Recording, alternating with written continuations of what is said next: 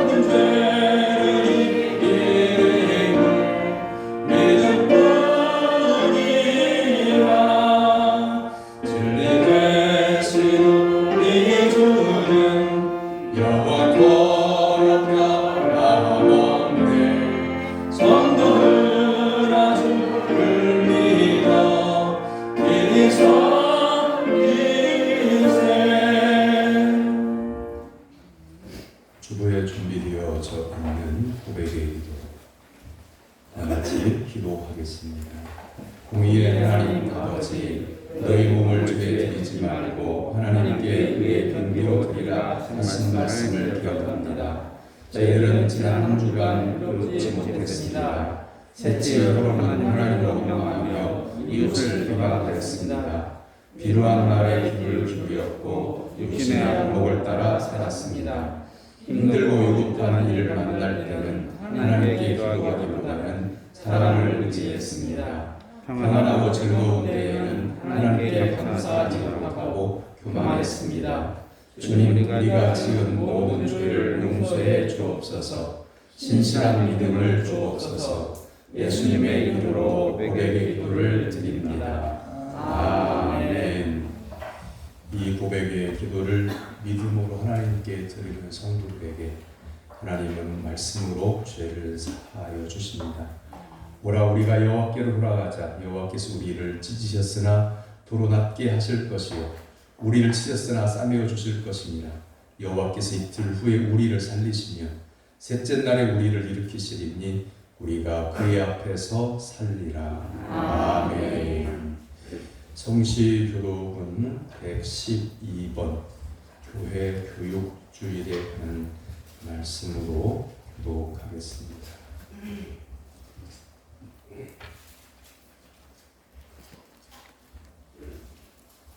교독문 112번입니다. 이는 곧 너희 하나님 여호와께서 너에게 가르치라고 명하신 명령과 규례와 법도라.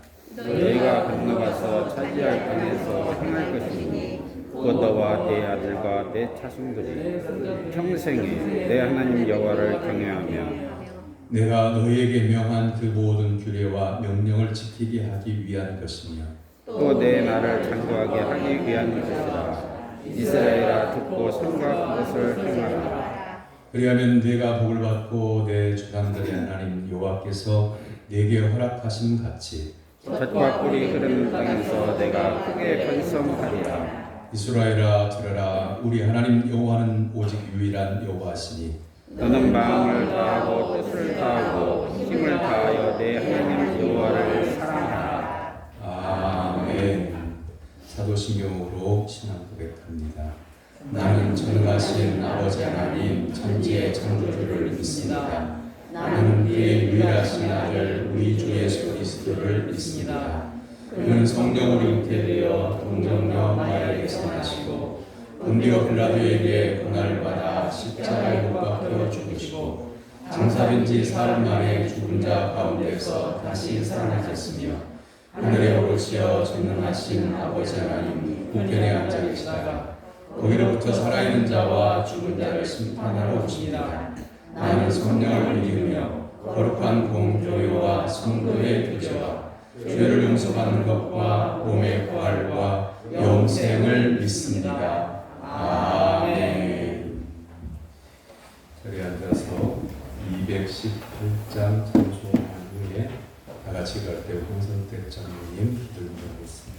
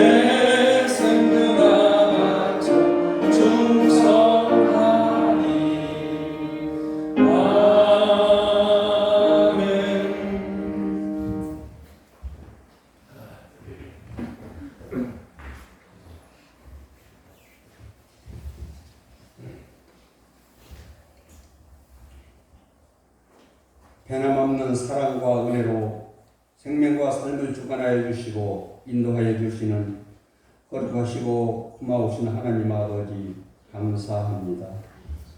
오늘은 거룩한 주님의 성일로 구별을 하여 주셔서 생활의 삶 가운데 하던 일을 내려놓고서 거룩한 성전에 나와서 두 손 모아서 겸손히 마음을 다하고 힘을 다하여서 신실한 마음으로 영과 진리로 아버지 하나님께 예배로 찬양과 영광을 올려드립니다. 5월은 가정의 달, 부모는 자녀를 말씀과 사랑으로 양육하며 자녀는 부모님 말씀에 순종하며 초를 힘써서 다하며 가르침의 스승에게 감사하는 달이기도 합니다. 저희 모두는 가정의 달 5월달만이 아니고 언제나 부모는 자녀를 사랑하고 자녀는 부모님 말씀에 순종하는 가정이 되어서 예전의 동산을 이루어가는 가정이 될 수가 있기를 기도를 합니다. 지나온 삶을 돌아볼 때에 죄와 허물로 주님 전에 나올 수가 없는 저희들이지만 주님의 십자가에 피 흘려 죽으심으로 죄의 사망에서 구원하여 주신 주님의 은혜를 심입고 주님 전에 나왔사오니 저희들의 허물과 죄를 사하여 주시옵고 예배 중의 말씀을 통하여서 새롭게 거듭난 믿음을 다짐할 수 있는 저희 모두가 될 수 있기를 간절히 기도를 합니다. 언제나 아버지 하나님께서는 한결같은 사랑으로 저희들의 생명과 삶을 인도하여 주시는 저희들은 주님의 가르침의 말씀에 순종하는 삶을 살지를 못하였음을 고백을 합니다. 주님, 저의 나약한 믿음을 용서하여 주시기를 원합니다. 이제 이후로는 저희 모두가 십자가의 피로 휘씀을 받고서 맑고도 성결한 심령으로 변화되어서 주님의 말씀에 순종하며 주님 따라가는 삶이 되게 하여 주시옵소서. 주님 손잡아 주시고 인도하여 주시옵소서.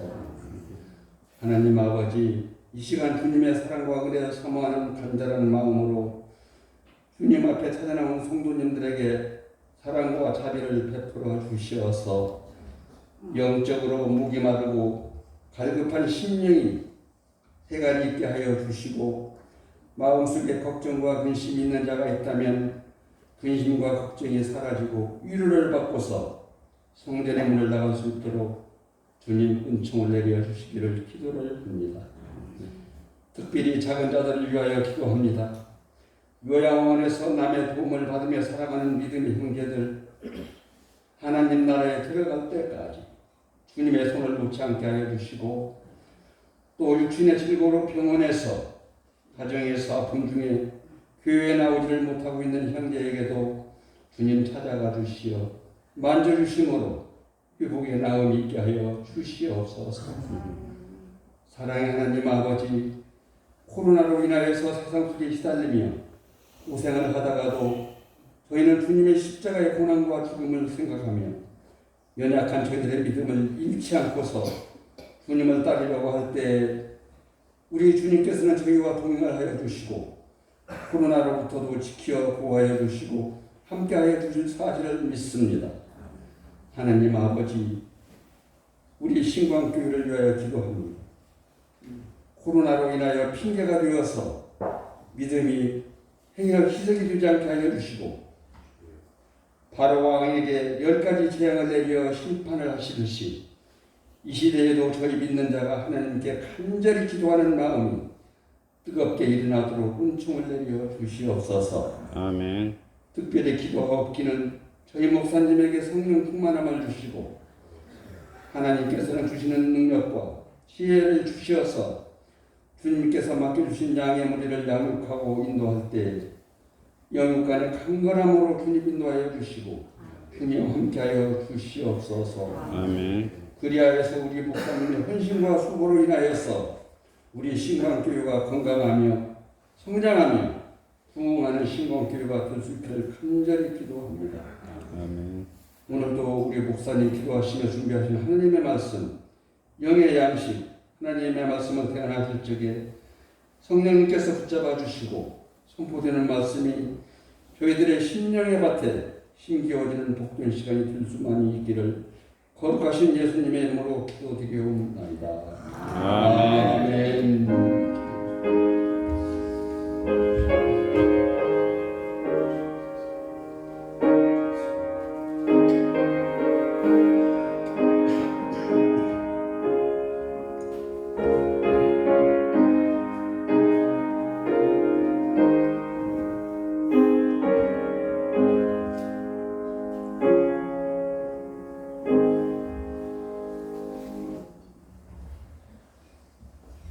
믿음으로 성도들이 하나님께 드린 예물을 봉헌합니다.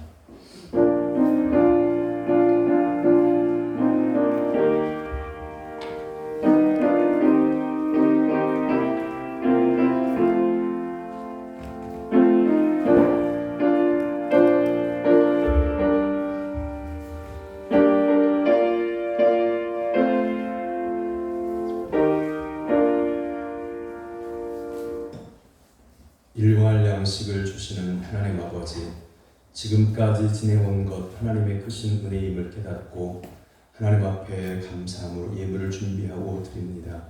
하나님의 사랑과 은혜를 깨달은 성도들이 감사하는 마음을 예물에 담아 드립니다. 믿음으로 11조를 바칩니다. 아브라함과 야곱에게 약속하신 그 복을 허락하여 주옵소서. 하나님께 감사하는 예물을 바칩니다. 범사에 감사하고 이 모양 저 모양으로 돌봐주시는 하나님의 은혜에 감사해서 예물을 드리는 사랑 성도들의 그 심령 가운데에 천국의 기쁨이 충만케 하여 주옵소서. 하나님께 약속드린 예물을 바칩니다. 주정헌금과 건축헌금과 일천번제의 예물을 드리는 성도들에게 하늘의 신령한 은혜를 덧입혀 주옵소서. 경제적으로 어려운 때입니다. 낙심하지 않도록 성령님의 감화와 감동으로 인도하여 주옵소서. 또한 이 땅에 생명을 주신 은혜를 감사해서 생일감사 헌금을 드리는 손길이 있습니다. 하나님의 거룩한 오른손으로 안수하여 주셔서 영육이 강건케 해주시고 이 험한 시대에 믿음을 지킬 수 있도록 인도하여 주옵소서. 선교 헌금을 바칩니다. 보내는 선교사로 인정해 주시고 선지자의 상급을 허락하여 주옵소서. 성미를 구별하여 바칩니다. 그 가정에 일용할 양식이 끊어지지 않게 하여 주옵소서. 안내위원으로 봉사위원으로 교사와 구역장으로 수고하는 성도들에게 하나님의 인재를 경험하여서 날마다 믿음으로 승리할 수 있도록 도와주시옵소서. 주님의 말씀을 듣고 순종하다가 하늘문이 열리고 주님께서 그 심령과 가정에 임재하시는 것을 체험하며 살게 하시옵소서. 예수님의 이름으로 기도하옵나이다. 아멘. 하나님께서 오늘 우리에게 주시는 말씀은 골로새서 1장 14절만 보겠습니다. 1절에서 14절까지 표시되어 있는데 14절만 입니다.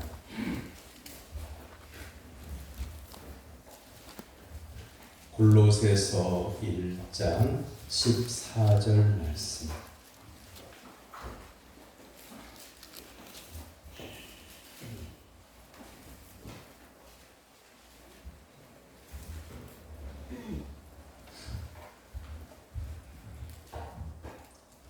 다 같이 하나님의 말씀 골로새서 1장 14절 말씀 받들어 듣겠습니다.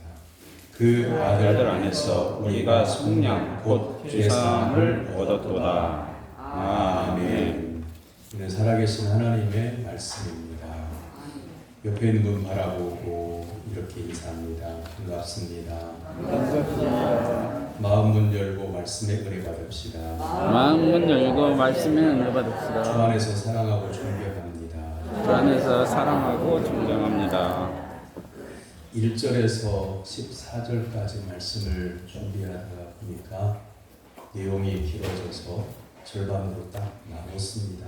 그래서 본문을 14절만 받도록 함께 되었습니다. 교회가 맨 처음 시작했던 초대 기독교 때에는 어땠을까요? 오늘 우리는 참 힘들고 어렵게 신앙생활을 하고 있습니다. 코로나 바이러스 하나 때문에 전 세계가 홍역을 앓고 있고요. 삶의 모든 것들이 안전하지가 못합니다. 그러면서 마음이 불안정하니까 예전에 평범하게 지켰던 신앙들을 지금은 아예 생각으로 나누어져 있음을 봅니다. 그러니까 교회를 안 나오는 분들의 이야기를 들어보니까 이런 얘기더라고요. 코로나가 끝나면 가겠다는 겁니다. 초대 기독교는 어땠을까? 초기 기독교의 역사, 교회의 역사를 여러 가지 관점에서 볼 수 있지만 순교의 역사 이렇게 볼 수 있습니다. 대표적인 순교자로서 안디옥의 감독이었던 이그나티우스. 우리가 이제 성경에 보면 감독 그러잖아요. 원래 목사가 감독입니다. 이 감독이라는 말은 신령상 성도들의 생활 전반에 걸쳐서 감독하고 가르치고 그리고 양육하고 감수하는 것을 말하는 거죠. 지금도 감리교회에서는 감독이라고 하는 그런 명칭을 사용을 합니다. 그러니까 꼭 똑같이 비교할 수는 없지만 왜 축구팀의 감독, 대한민국 축구팀 대표팀의 감독 그러면 감독은 운동장에 뛰지 않지만 운동장에서 뛰고 있는 선수들을 11명을 내보낼 수 있는 결정권도 있고 교체할 수 있는 결정권도 있고 그리고 어디에서 서라고 하는 결정권도 있고 어떻게 움직이라는 것까지 다 지시를 하죠. 그러면 선수들은 감독의 지시에 따라서 자기의 있는 힘을 다해서 운동장에서 달리게 되는 거죠. 바로 그게 감독인 겁니다. 목사가 감독이라는 말은 성도들의 신앙을 감독한다고 하는 거죠. 가라고 하면 가는 거고 서라고 하면 서는 거죠. 이 권위가 살아야만 비로소 교회가 교회될 수가 있는 거죠. 네, 초대 기독교 때에 안디옥의 감독이었던 이그나티우스는요, 그때의 이단 중에 가연설 이단이 많았었는데 예수님이 실제로 이 땅에 임재하신 게 아니라 그냥 보이기만 한 거다, 가짜로 임하신 거다. 그래서 이것만 가지고 처절한 신앙적 싸움을 하는 도중에 결국은 순교자의 반열에 서게 됩니다. 그런데 죽는 것을 두려워하지 아니하고 성도들이 우리 목사님 살려주세요. 탄원서를 썼답니다. 그래서 이 이그나티우스라고 하는 분은 주님을 위해서 죽는 것은 두렵지 않은데 오히려 신자들이 구명운동을 해서 자신이 순교당하지 못하게 되는 것은 아닌가 그것을 두려워했다고 합니다. 서머나 감독이었던 폴리캅의 순교가 유명합니다. 폴리캅은 예수님의 이름을 부인하고 믿음을 포기하면 살려주겠다고 하는 군사들에게 이렇게 말했습니다. 나는 86년 동안 주님을 섬겨왔는데 그동안 주님은 나를 한 번도 부당하게 대우하거나 나를 모른다고 하지 않으셨다. 그런데 내가 어찌 주님을 모른다고 할 수 있겠는가? 그리고 화형을 시키는 사람들이 화형의 엄청난 그 뜨거운 고통 때문에 뛰쳐나오지 못하도록 몸을 기둥에 묶고 못을 박으려고 하는 그런 자들을 향해서 폴리캅이 이렇게 말을 했습니다. 나를 이대로 두라. 나에게 화형을 견뎌낼 힘을 주실 분께서는 당신들이 못을 박지 않아도 장작더미에서 움직이지 않고 견딜 능력을 주실 것이다. 하나님, 오늘 이 시간 나로 하여금 순교자의 반열에 그리스도의 잔에 참여하게 하셔서 내 몸과 영혼이 성령님의 썩지 않는 축복 속에 영생의 부활을 얻기에 합당하게 여겨주심을 감사드립니다. 나는 이 모든 일로 인하여 주님을 찬양하고 감사하며 영광을 올려드립니다. 아멘 하면서 화형당하며 순교당했다고 하는 거죠. 기독교 역사에서 아름답게 빛났던 순교자들의 신앙의 절개와 삶은 오늘날 우리에게 신앙의 교훈을 줍니다. 그냥 있는 그대로 말합시다. 코로나가 무섭습니까? 코로나에 걸려서 죽는 것이 무섭습니까?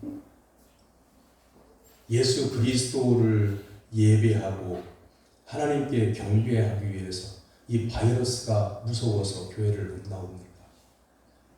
그렇다고 하면 우리는 생각해 봐야 됩니다. 우리가 어려움을 당할 때에 피하고 싶은 마음 다 있습니다. 아픔이 올 때에 아프지 않기를 원하는 마음 다 있습니다.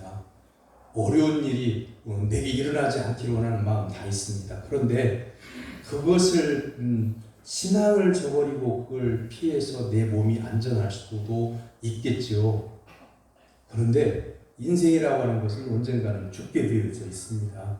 그리고 있는 그대로 다시 말하면 여기에 있는 대부분의 성도님들이 60, 70대이시고 80대도 계시고 그 넘어선 분들도 계십니다. 그러면 머지않은 날에 우리의 개인적인 종말, 죽음이라고 하는 것은 곧 오게 돼 있습니다. 근데 몇 년 남지 않은 이 죽음의 그 시기를 눈앞에 두고 오늘 잠깐 어려움 때문에 내가 이걸 예수님을 믿는 그 믿음을 저버리고 포기하고 조금 더 몇 년 더 살겠다고 살아도 죽으면 그때부터는 이제 영원한 지옥 형벌을 피할 수가 없는 겁니다. 이 땅에서 고난당하고 순교당하고 어려움 당하고 아픔을 당하고 믿음을 지키다가 천국에 들어가는 것이 좋습니까? 아니면 지금 눈앞에 있는 잠깐의 어려움을 믿음을 저버리고 포기하고 피했다가 몇 년 후에 죽었을 때에 천국을 못 들어가는 게 그게 좋습니까? 사랑하는 성도 여러분, 우리는 오늘 우리의 신앙이 어떤 신앙인지를 돌아볼 수 있어야 됩니다. 오늘날의 기독교는 여러분들이 아시다시피 50년 전에 교회를 다녔던 성도님들에 비해서 지금 교회 나오는 성도님들은 성도가 쉽게 됩니다. 무슨 얘기냐면 세례도 쉽게 줍니다. 옛날에는 학습도 있고 문답도 있는데 1년에 걸쳐서 6개월에 걸쳐서 신앙을 한번 살펴보고 난 다음에 신앙의 자리를 잡았을 때 그때에서야 세례를 주었습니다. 재직을 임명받게 될 때에 그냥 임명장 하나로 끝나지 않았습니다.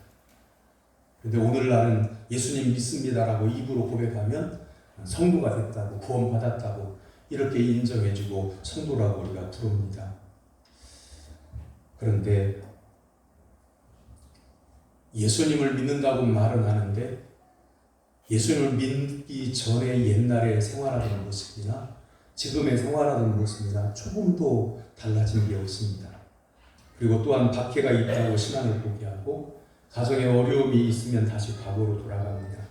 교회에서 기분 나쁜 일을 당해서 예수님을 못 믿겠다고도 하기도 하고 목사가 시대에 뒤떨어진 설교를 한다고 교회를 떠나기도 합니다.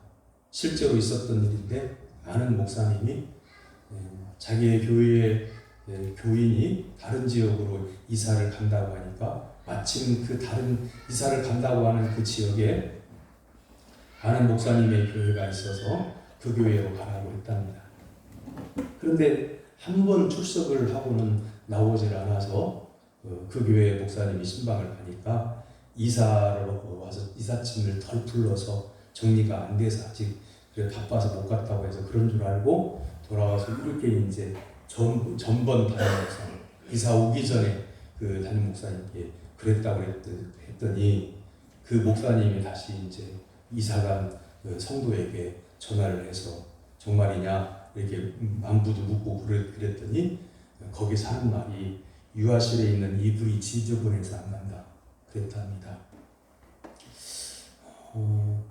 교회 시설이 완벽할 수 없죠. 지은 지 오래되면 낡아갈 것이고요. 쾌락해 갈 것이고 그리고 색상도 변질되겠죠. 시설도 볼품이 없을 겁니다. 그런데 그걸 보고 신앙생활을 한다. 그러면 그 사람의 마음속에 그 사람을 위해서 예수님께서 저 험악한 십자가를 못 박히셔서 지시고 살을 찢겨가시면서 창에 찔려가시면서 철철 피를 흘리시고 죽어가시면서 구원해 주신 그 예수님을 정말 구주로 믿고 있는지 의심스러운 거죠.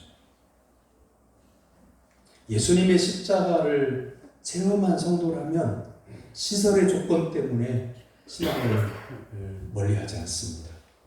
성도가 구원을 받았다고 하는 것은 우리의 능력도 아니고 내 지혜로도 살 수 없는 하나님의 선물이요 하나님의 은혜입니다. 우리가 본질상 진노의 자녀였는데 하나님의 은혜로 구원받았음을 간다면 그렇게 시설 때문에 교회를 안 나가는 일은 없을 겁니다. 오늘 본문 말씀 다시 한번 봅시다. 그 아들 예 안에서 우리가 속량 곧 죄사함을 얻었도다. 그래서 그 앞에는 뭐라고 말씀하냐면 12절 우리로 하여금 빛 가운데서 성도의 기업의 부분을 얻기에 합당하게 하신 아버지께 감사하게 하시기를 원하노라. 그가 우리를 흑암의 권세에서 건져내사 그의 사랑의 아들의 나라로 옮기셨다고 말씀하고 있는 겁니다. 내 능력과 내 지혜와 내 믿음의 업적 때문에 구원받은 게 아니라 예수 그리스도께서 우리를 속량해 주셔서 그런 죄악의 나라에서 하나님의 나라로 사망의 나라에서 생명의 나라로 예수님께서 옮겨 주셨기 때문에 우리가 구원을 받은 것입니다. 이 은혜가 여러분의 심령 가운데 내가 예수님을 만나던 그 뜨거웠던 그날의 감격과 감사가 식어지지 않음으로 인하여 하나님의 나라에 들어갈 때까지 오직 예수 그리스도로 인하여 신앙생활하는 성도가 되기를 주님의 이름으로 축원합니다. 우리가 신앙생활에는 근거가 뭘까요? 우리가 생활하는 근거가 뭘까요? 여러분, 뭘 가지고 생활을 하십니까? 그것은 말씀을 들음으로, 들은 말씀을 가지고 우리가 생활을 하는 겁니다. 신명기 30장 9절에서 10절에 모세는 가나안 땅을 눈앞에 둔 이스라엘 백성들을 향해서 유언과 같은 마지막 말씀을 전합니다. 너에게 가르친 그 하나님의 말씀대로 지켜 행하면 하나님은 너희들에게 큰 복을 주실 것이다. 내가 오늘 내게 명령한 이 명령은 내게 어려운 것도 아니고 먼 것도 아니다. 하늘에 있는 것도 아니고 바다 밖에 있는 것도 아니다. 그러므로 너희들이 이 말씀을 지키기 위해서 하늘에 올라갈 필요도 없고 바다 밖으로 나갈 필요도 없다. 이 말씀은 바로 너희들의 입술에, 너희들의 마음속에, 너희들의 삶 속에 너와 함께 있기 때문이라고 신명기 30장 11절에서 14절까지 말씀하고 있습니다.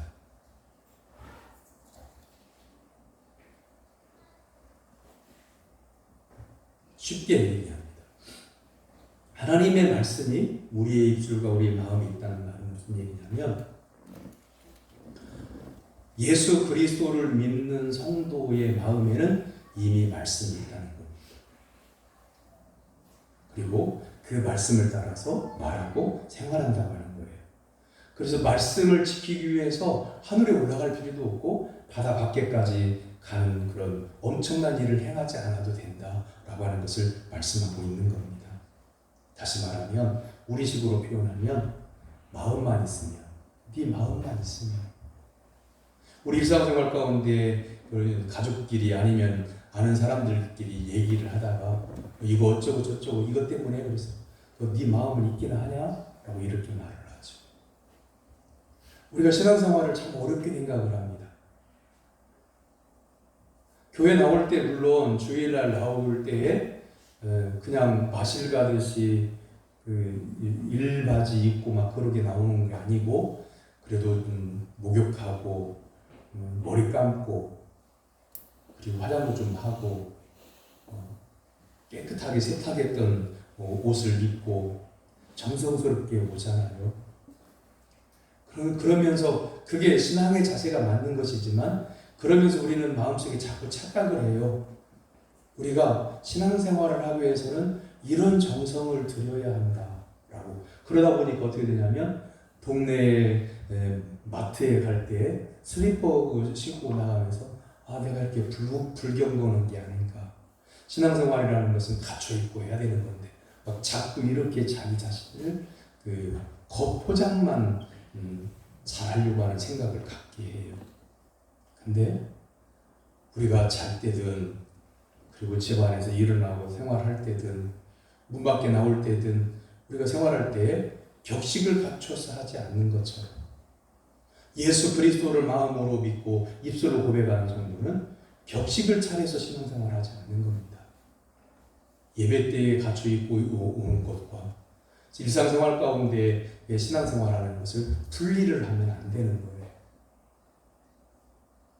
집에서 식사를 할 때든 식당에 가서 식사를 할 때든 그리고 어려운 사람을 대접할 때 하는 일들이든 일상생활 가운데 내가 예수님을 믿는 성도로서 살아가면 되는 겁니다. 사랑하는 성도 여러분, 여러분은 하나님의 말씀을 여러분 마음속에 담고 살고 있습니까? 그리고 하나님의 뜻대로 살려고 하고 있습니까? 우리가 늘 기도해야 될 게 뭐냐면 하나님의 말씀을 저는 들었습니다. 읽었습니다. 그 말씀의 뜻을 알게 해주시고 그 말씀대로 제가 살기를 원합니다. 주님의 뜻을 우리 생활 가운데에 제가 깨닫기를 원합니다. 기도하면서 우리가 생활을 해야 하는 겁니다. 사도 베드로는 우리에게 고난이 찾아올 때 베드로전서 4장 12절에서 13절까지 말씀에서 이렇게 말씀을 전합니다. 이상한 일 당하는 것 같이 이상히 여기지 말고 오히려 너희가 그리스도 고난에 참여하는 것으로 즐거워하라. 이는 그의 영광을 나타내실 때에 너희로 즐거워하고 기뻐하게 하려 함이라.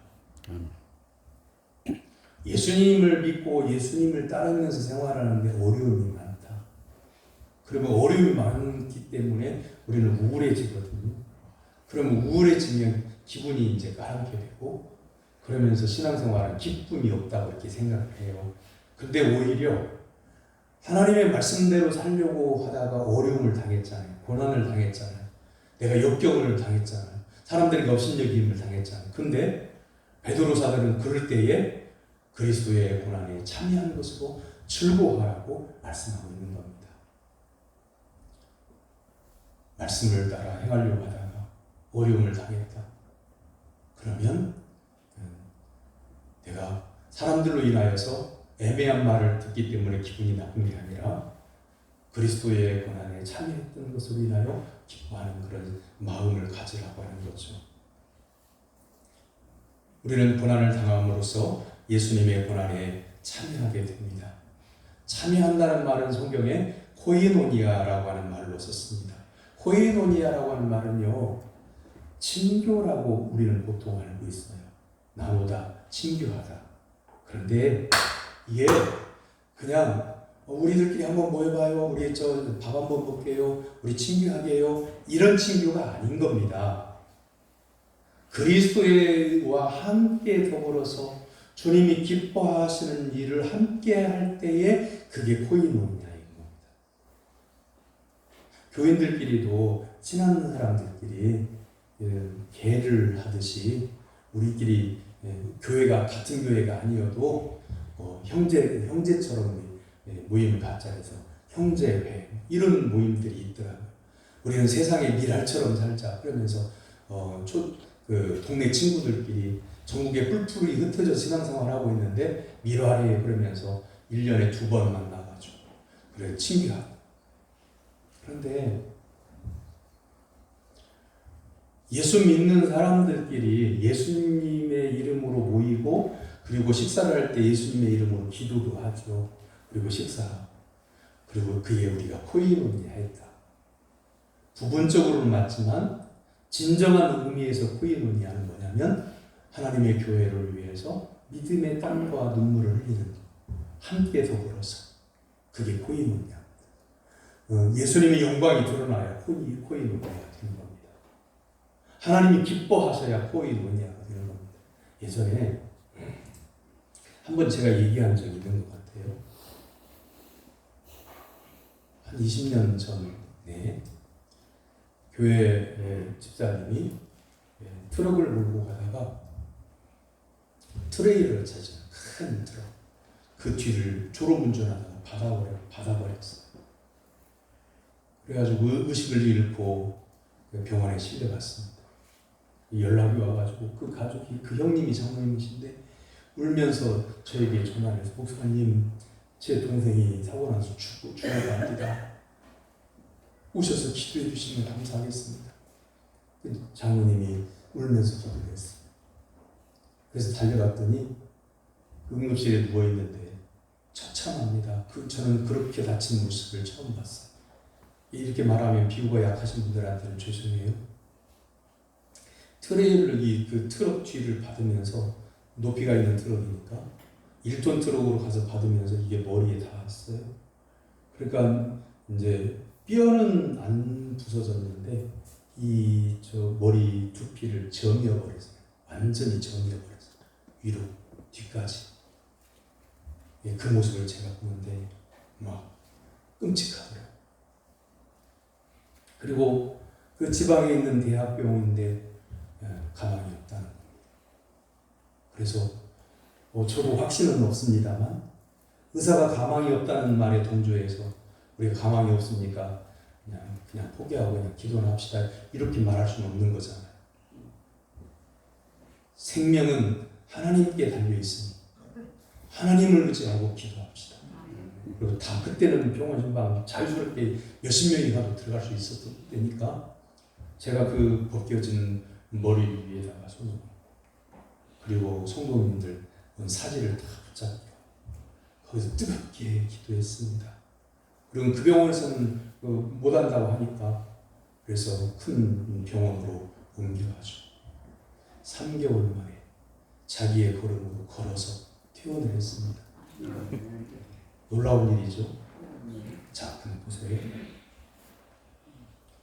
제가 제2의 인생을 산다. 그 집사님이셨는데 제2의 인생을 산다고 감사하다고 자기가 병원에 있을 때 병원 신방 와줬던 교인들을 다 불러가지고 식사 대접을 했어요. 저만 쏙 빼놓고. 자, 제 마음에 어떤 마음이 들었을까요? 제가 기쁠까요? 기쁘지 않았습니다. 자, 그 자리는 많은 사람이 모여서 잔치를 했기 때문에 그리고 예수 믿는 사람들이 모였기 때문에 친교한 겁니다. 코이논이한 겁니다. 그런데 하나님이 기뻐하지 않는 잔치는 코이노니아가 아닙니다. 예수님을 믿는다고 하는 것은 우리가 신강교회 성도로서 한 교회에 나와서 예수님을 믿는다고 하는 것은 네 떡은 네가 먹고 내 떡은 내가 먹고 이게 코이노니아가 아닙니다. 누가 아프면 내가 아픈 것처럼 같이 아파하고 눈물 흘리고 같이 위로하고 그게 코이노니아 진정한 교회인 겁니다. 사랑하는 성도 여러분, 이건 내 머리로는 안 됩니다. 노력해봐야지. 이것 가지고 안 됩니다. 나를 예수님께 맡겨야 됩니다. 신앙생활은 내가 예수님의 말씀을 따르려고 신앙생활하는 겁니다. 예수님, 나도 할 말이 있어요. 이 교회에 나도 할 말이 있다는 말이에요. 내 말도 들어줘야 그게 소통이 되는 거 아닙니까? 그러기 위해서 교회를 다니는 게 아닙니다. 그건 코이노니아가 아닙니다. 하나님이 기뻐하셔요. 예수님이 기뻐하셔요. 두세 사람이 하는 일, 작은 일이라도 그게 진정한 코이노니아가 되는 겁니다. 사랑하는 성도 여러분, 여러분의 신령 가운데 누군가를 용서하지 못하고 있다면 예수님께서 나를 십자가에서 죽어주시면서까지 용서해 주셨던 그 사랑을 받았다는 것을 깨닫고 주의 성령의 감화와 감동을 통해서 모든 사람을 용서하는 성도가 되기를 주님의 이름으로 축원합니다. 아멘. 고리텐붐이라고 하는 분의 이야기를 들은 적이 있을 겁니다. 이 가족은요, 유대인을 도와줬다고 하는 이유로 포로 수용소로 끌려갑니다. 온갖 고초를 다 겪은 후에 수용소에서 극적으로 해방이 되었습니다. 그런데 그녀는 죽음의 수용소에서 하나님께서 자신을 어떻게 인도해 주셨는지를 간증하기 시작했습니다. 그래서 어느 교회에서 초대를 해서 갔는데 그게 독일의 어느 교회였습니다. 나는 이제 모든 사람들을 용서하는 믿음을 갖게 되었습니다. 라고 이렇게 할렐루야 하나님께 영광을 올려드리며 간증을 마쳤습니다. 그리고 교회 문 앞에서 이제 성도님들과 한 사람씩 인사를 하고 있는데 어떤 한 사람을 보는 순간 이 코리텐붐이라고 하는 여성이 그 자리에서 피가 거꾸로 솟으면서 멈춰서고 말았습니다. 자기가 바라보고 있는 사람이 누구였냐면 수용소에 갇혀 있을 때에 자기 가족과 수용소에 있는 사람들 악랄하게 고문했던 사람이 자기 앞에 서 있는 겁니다. 그 사람도 예수 믿는 사람이고 간증에 와가지고 은혜를 받았다고 하면서 다가오고 있습니다. 성령님께서 그 마음속에 네가 지금 조금 전에 말한 것처럼 모든 사람을 용서할 수 있게 되었다고 했지 않냐? 그러니까 저 사람도 용서하라고 마음속에 성령님께서 자꾸만 외치십니다. 그런데 마음속으로 그럽니다. 저 사람만큼은 내 언니가 저 사람 때문에 죽었습니다. 저 사람만큼은 나 용서할 수가 없습니다. 그런데 계속해서 성령님이 그 마음속에 강하게 명령하십니다. 용서하라!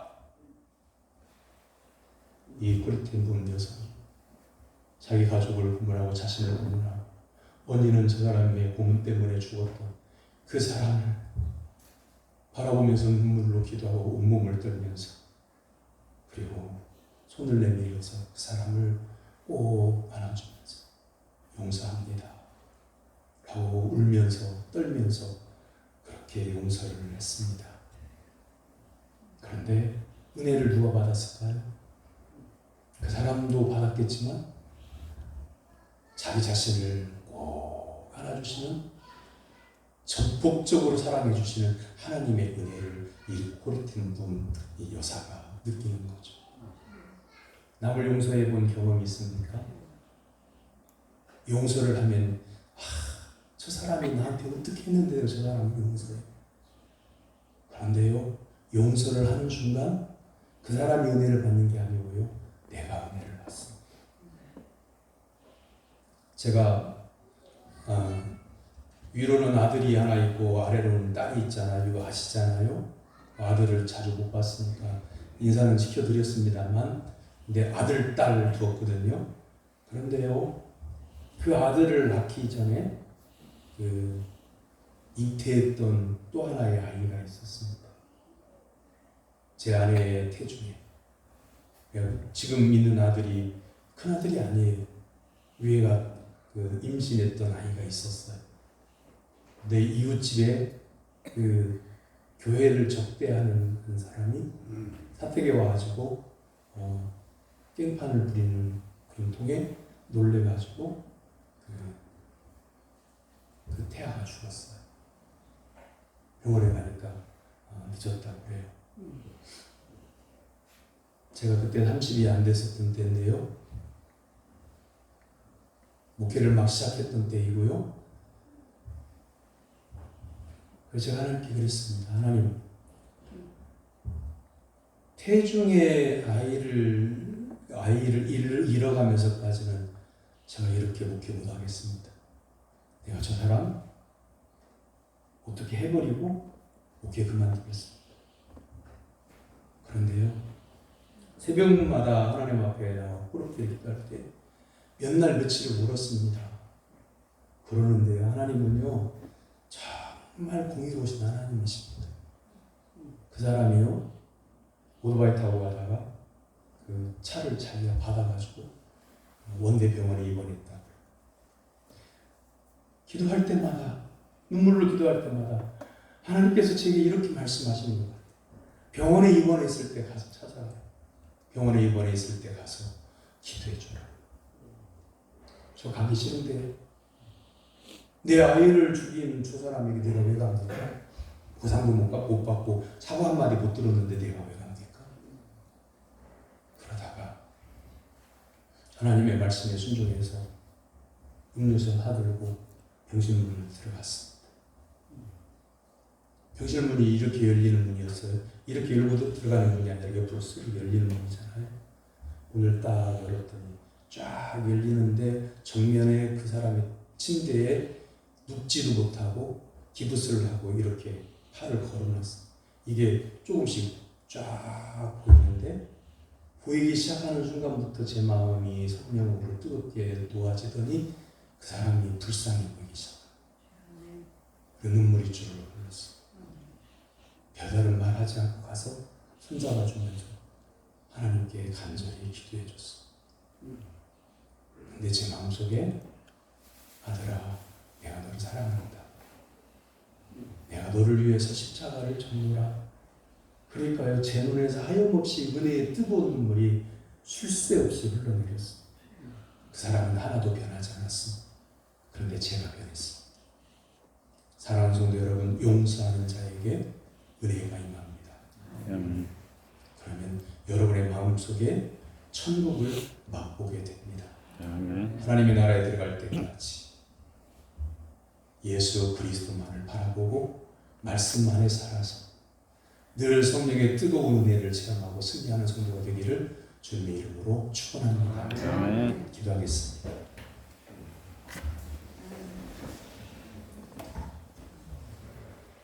사랑의 하나님 아버지, 예수님께서 절규하는 기도를 하시면서까지 지신 십자가를 통해서 죽을 수밖에 없었던 저희들이 지옥에서 하나님의 나라로 옮겨진 그 은혜 깨닫게 하셔서 오직 예수님으로만 사는 성도들이 되게 하여 주옵소서. 예수님의 이름으로 기도하옵나이다. 아멘.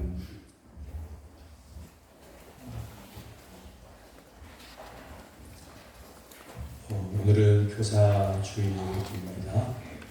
어린이들을 가르치는 우리 교회 교사들을 위해서 늘 기도와 격려 부탁드립니다.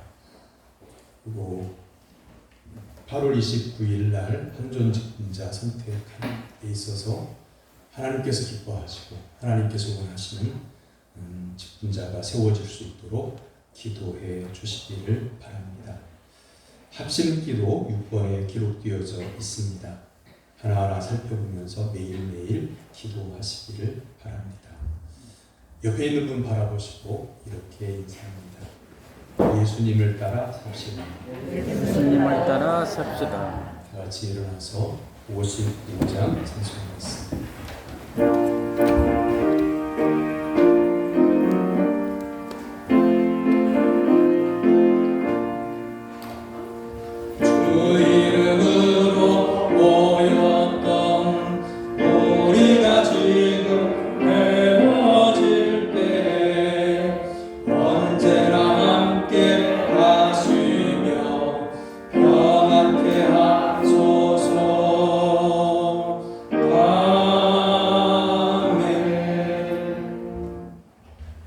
하나님의 사랑과 은혜로 구원받은 사랑하는 성도 여러분, 삶의 현장에 나가서 예수 그리스도 안에서 살 것을 주님의 이름으로 위탁합니다. 아멘.